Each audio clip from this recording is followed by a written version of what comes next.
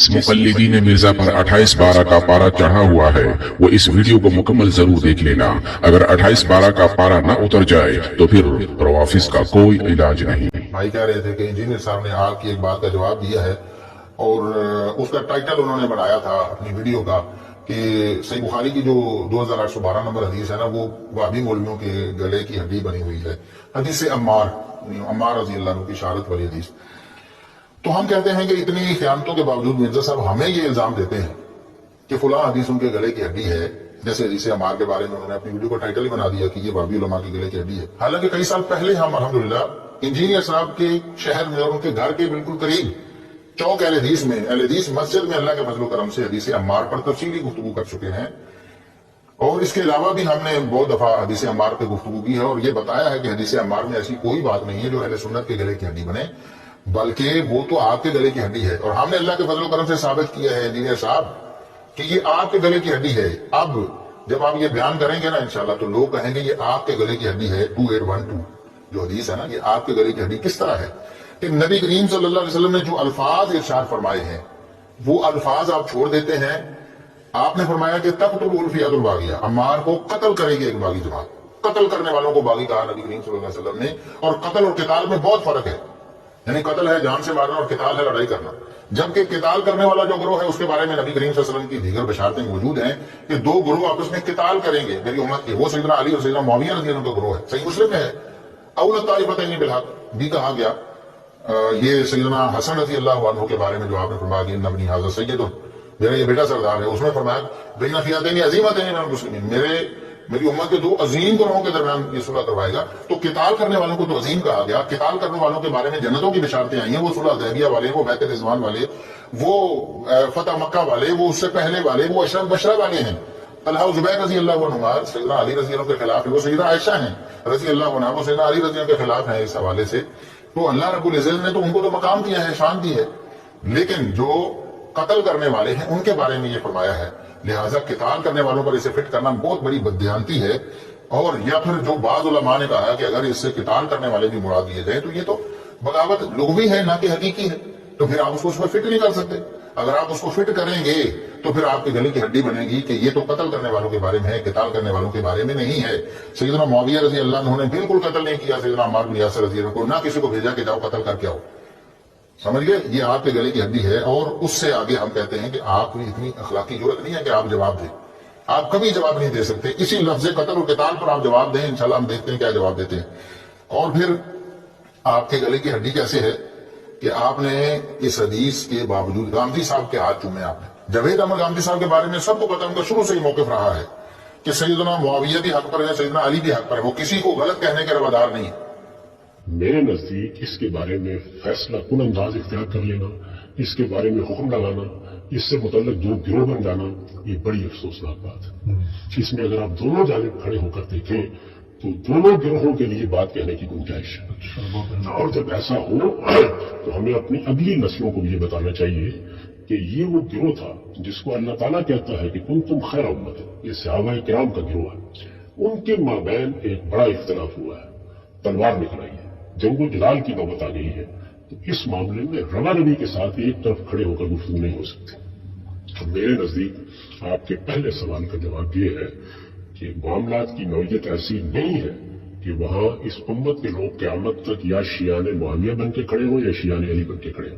हमें अपनी अगली नस्लों को इस तरह से तालीम देनी चाहिए कि ये सूरत हाल थी। यानी इस सूरत हाल में सैयदना अली अपनी जगह बिल्कुल दुरुस्त हो सकते हैं और ये कह सकते हैं कि मैंने बिल्कुल इन लोगों के मशवरे से, उन्हीं की राय से इस वक्त एक खलफशात बर्पा था, फितरे की सूरत हाल थी, मैंने आगे बढ़कर नज़्म हुकूमत को संभाल लिया। ये बात कि वो इसके अहल थे या नहीं, इसमें तो दो राय नहीं हो सकती। ये बात कि वो अपनी सीरत और किरदार से किस बुलंद मुकाम पर फायज थे, इसमें भी दो राय नहीं हो सकती। तो वो ये कह सकते हैं, उनके हामी भी ये कह सकते हैं। और मुखालिफिन जिन्होंने इसको नहीं माना, यहां मेरे नजदीक सही ताबीर ये नहीं है कि दूसरे गिरोह ने बगावत कर दी। बगावत का लफ्ज़ तो तब इस्तेमाल करेंगे जब हुकूमत कायम हो गई, हर लिहाज से अमन कायम हो गया और फिर किसी ने उसको मानने से इनकार किया। यहाँ सूरत हाल ये है कि हुकूमत के इनेकाद ही को नहीं माना जा रहा और ये कहा जा रहा है कि अगर फिलवाक़े हुकूमत का इनेकाद उसी तरीके से हुआ है जिसका दावा किया जा रहा है तो फिर सैयदना उस्मान के कातलों को पकड़िए और उनको सजा दी। तो ये दूसरे फरीक का मौक़िफ़ है। इसमें नीयतों में उतरना, मुहर्रिकात तय करना, ये हमारा काम नहीं, ये फैसला क़यामत में हो जाएगा। और ये भी हमारा काम नहीं है कि जिस चीज़ के बारे में उस वक्त सहाबाए किराम की जमात इत्तेफाक से हुक्म नहीं लगा सकी, उसके बाद उसके बारे में हम हुक्म भी लगाएं और उसकी बुनियाद पर दूसरे गिरोह को मतून भी करें। दोनों का मौक़िफ़ अपनी अपनी जगह एक बुनियाद रखता है। वो कहते हैं कि दोनों हक पर हैं और दोनों दुरुस्त हैं और दोनों की अपनी अपनी तौजीहात हैं। किसी को गलत कहना ये दुरुस्त नहीं, ये गांधी साहब का कहना है ना। बावजूद इस हदीस के वो इस हदीस को ना माने, मिसाल के तो कहते नहीं मानते इस हदीस को, इसके बावजूद आप उनके हाथ चूमते हैं और हमें कहते हैं कि हम सैयदना मुआविया रजी अल्लाह अन्हु से उनका दिफा करते हुए सैयदना अली रजी अल्लाह अन्हु से बग़्ज़ रखते हैं। हालांकि हम इस हदीस को भी साबित मानते हैं और हम सैयदना अली रजी अल्लाह अन्हु को भी हक पर मानते हैं। और अगर सैयदना अली रजी अल्लाह अन्हु को और सैयदना मुआविया रजी अल्लाह अन्हु को दोनों को हक पर मानना, अगर ये बुग़्ज़े अहले बैत और बुग़्ज़े सैयदना अली है, तो फिर गांधी साहब के हाथ क्यों चूमे आपने? शर्म नहीं है आपको कि अहले बैत के दुश्मन के हाथ चूम रहे? ये आपके गले की हड्डी है। आप मुझे बताएं 2812 के बावजूद आपने गांधी साहब के हाथ क्यों चूमे? गांधी साहब की तारीफों में आप जमीन और आसमान के किलाबे मिलाते हैं। मौजूदा दौर में सबसे बड़ा आलिम दीन कौन है? मेरा ख्याल है कि जावेद अहमद गांधी साहब बहुत बड़े आलिम दीन है। खुद मानते हैं कि ये सैयदना मुआविया का झूठा दिफा करते हैं। खुद आपने कहा ना कि सैयदना मुआविया का झूठा दिफा करते हैं। हज़रत मुआविया की वो झूठी तारीफें करते हैं।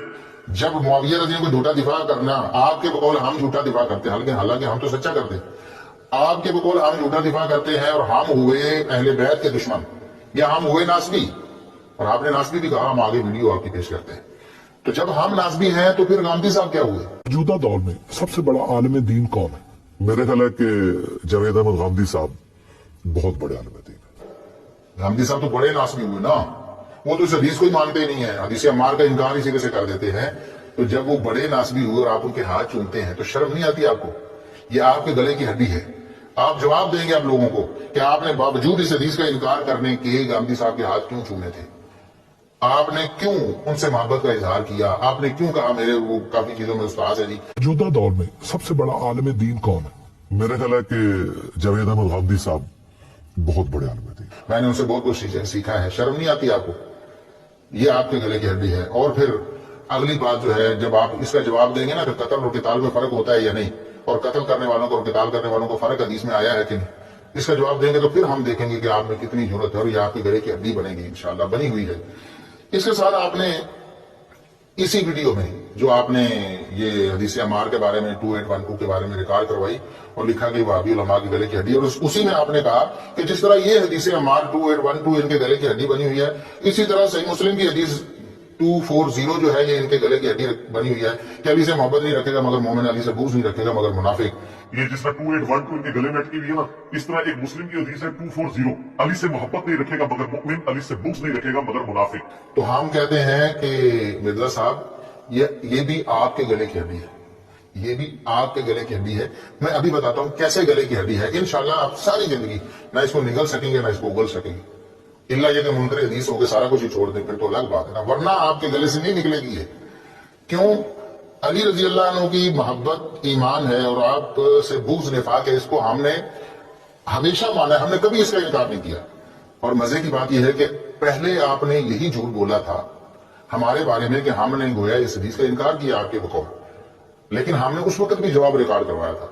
लेकिन आपने उस जवाब को बजाय इसके कि उसको आप अंडरस्टैंड करते हैं, ये समझते हैं, उसका तज़किरा करते, कबूतर की तरह आंखें मान करके फिर वही झूठ बोल दिया। और अब आपने हमारी वीडियो खुद चलाई है और ये सबसे ज्यादा इंटरेस्टिंग है। लोग जब सुनेंगे ना कि आपने खुद क्या चलाया और आपने खुद क्या बोला है, लोगों को आपकी जो खयानत है वो भी मालूम हो जाएगी। हमने बात करते हुए इमाम बहकी रहमतुल्लाह अलैह की इबारत थी जिसमें ये अल्फाज आए थे कि अली रज़ी अल्लाह से मोहब्बत जो है वो ईमान है और आपसे बुग़्ज़ जो है निफाक है। तो मैंने उनकी इबारत जिक्र करते हुए कहा कि हम यहाँ इसकी सनद की बात में नहीं पढ़ेंगे, सनद की बात नहीं करेंगे यहाँ पर। इतना कह के मैंने कहा कि हम चूंकि इसके माने की बात कर रहे थे लिहाजा माने की बात करेंगे। तो बतौर हवाला सही मुस्लिम को जिक्र करना या दीगर किताबों में जहां जहां से इमाम बहकी रहमतुल्लाह अलैह ने वो अल्फाज नकल किए थे तो हमने वो नहीं किए। हमने कहा कि हम सनद में यहाँ नहीं पढ़ना चाहते। तो इंजीनियर साहब ने वहां सनद की जगह सेहत का लफ्ज बना दिया, हमारे जिम्मे लगाया। और कितने बड़े बेवकूफ हैं कि खुद वीडियो चला रहे हैं और उस वीडियो में साफ अल्फाज हैं कि हमारे अल्फाज हैं, हम सनद की बात नहीं कर रहे यहाँ पर। तो वो कहते हैं कि ये कह रहे हैं कि सेहत की बात नहीं कर रहे और इसको मशकूक बना रहे। नऊजुबिल्लाह सुमा नऊजुबिल्लाह। तो वो तो जब आप वीडियो इंजीनियर साहब की सुनेंगे ना, उन्होंने कहा कि नाज़मी मौलवी ने हदीस बयान करते हुए कहा कि अभी मैं इसकी सेहत में नहीं पढ़ूंगा, और हमारी उकाबी नजरें तो फिर देख रही होती है ना। एक नासबी मौलवी ने हदीस ये बयान करते हुए कहा कि अभी मैं इसकी सेहत में नहीं पढ़ूंगा। तो नबी करीम सल्लल्लाहु अलैहि वसल्लम ने ये फरमाया कि ला युहिब्बुनी इल्ला मुमिनुन वला युबग़िदुनी इल्ला मुनाफिकुन। ये एक रिवायत, इसकी सनद पर यहाँ बहस नहीं है। हाय हाय, हमारी उकाबी नजरें तो फिर देख रही होती है ना। ये आपकी खाइन नजरें हैं असल में, कि जिसने सनद को सेहत बना दिया। और अगर ये लफ्ज जो है हमारे अल्फाज वाकई हदीस को मशहूर बना रहे थे तो आपको झूठ बोलने की जरूरत क्या थी? फिर तो आप सीधा सीधा वही अल्फाज पढ़ते जो हमने बोले थे, वही अल्फाज बोल के हमें इल्जाम देते। लेकिन उन अल्फाज में ऐसी कोई बात नहीं थी, तो आपने झूठ घर कर आप तो नबी पाक सल्लल्लाहु अलैहि वसल्लम पर झूठ बोल रहे हैं कि उन्होंने अकील रज़ी अल्लाह अन्हु के बारे में कहा कि ये हमारा मकान बेच के खा गया अबू हाशिम का मकान। आपने तो सैयदना उमर रज़ी अल्लाह अन्हु पर बोतान बांध दिया कि उन्होंने कहा कि उस्मान अपनों को नवाजेगी। आपको इतनी शर्म नहीं है, हया नहीं आई, आप पहले बैत पर झूठ बांधते हैं।